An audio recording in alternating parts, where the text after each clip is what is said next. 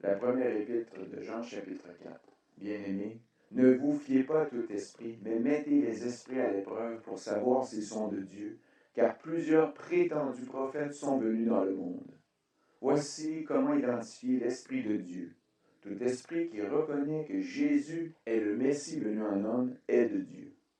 Et si un esprit ne reconnaît pas que Jésus est le Messie venu en homme, il n'est pas de Dieu, c'est l'esprit de l'Antichrist.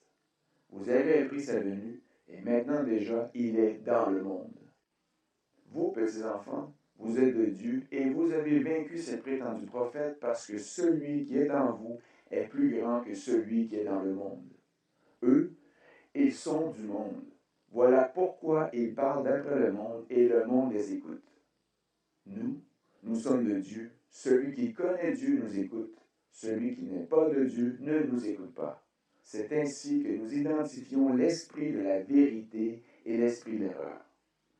Bien-aimés, aimons-nous les uns les autres, car l'amour vient de Dieu, et toute personne qui aime est née de Dieu et connaît Dieu. Celui qui n'aime pas n'a pas connu Dieu, car Dieu est amour.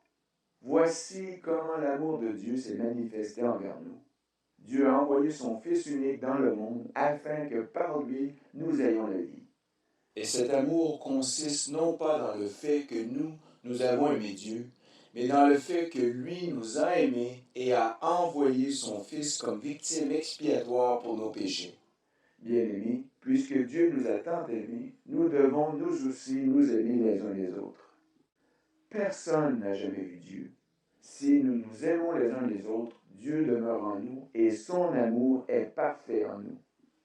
Nous reconnaissons que nous demeurons en lui et qu'il demeure en nous au fait qu'il nous a donné de son esprit. Et nous avons vu et nous attestons que le Père a envoyé le Fils comme sauveur du monde. Celui qui déclare publiquement que Jésus est le Fils de Dieu, Dieu demeure en lui et lui en Dieu. Or nous avons connu l'amour que Dieu a pour nous, et nous y avons cru. Dieu est amour, et celui qui demeure dans l'amour demeure en Dieu, et Dieu demeure en lui. C'est en cela que l'amour est parfait en nous, de sorte que nous aurons de l'assurance le jour du jugement, parce que nous sommes dans ce monde tel que lui, il est. Et il n'y a pas de peur dans l'amour. Au contraire, l'amour parfait chasse la peur, car la peur implique une punition. Celui qui éprouve de la peur n'est pas parfait dans l'amour. Quant à nous l'aimons parce qu'il nous a aimés le premier. Si quelqu'un dit « J'aime Dieu », alors qu'il déteste son frère, c'est un menteur. En effet, si quelqu'un n'aime pas son frère qu'il voit, comment peut-il aimer Dieu qu'il ne voit pas? Or, voici le commandement que nous avons reçu de lui. Celui qui aime Dieu doit aussi aimer son frère.